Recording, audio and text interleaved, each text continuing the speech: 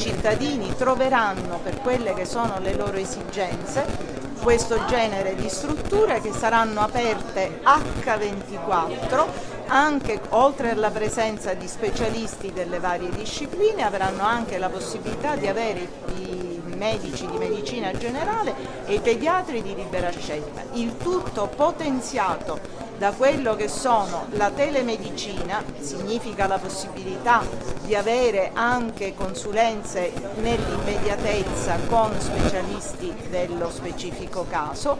e l'utilizzo del fascicolo informatico personale. Questo comporterà finalmente una grande innovazione nel nostro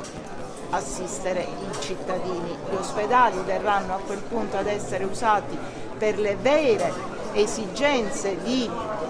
alta assistenza, in maniera che così potremo, speriamo in tempi abbastanza contenuti, ridurre le lunghe attese nei pronto soccorsi, la disperazione che spesso abbiamo visto da parte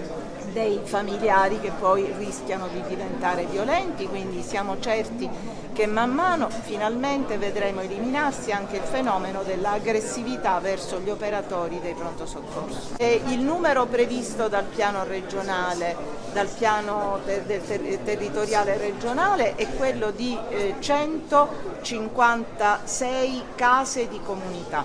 E questo significa che la percentuale, il rapporto abitanti-case di comunità è un rapporto abbastanza significativo, ma in tutto questo noi abbiamo ormai definito l'accordo con Agenas affinché ci dia un supporto di esperienza per verificare quando, come e in che cosa eventualmente modificare l'organizzazione e la strutturazione di questi centri, e soprattutto comunque c'è un'alta attenzione del Ministero a capire se è importante, se sono utili, ed eventualmente il Ministero poi provvederà a darci un maggior numero, quindi diminuire il rapporto abitanti-case.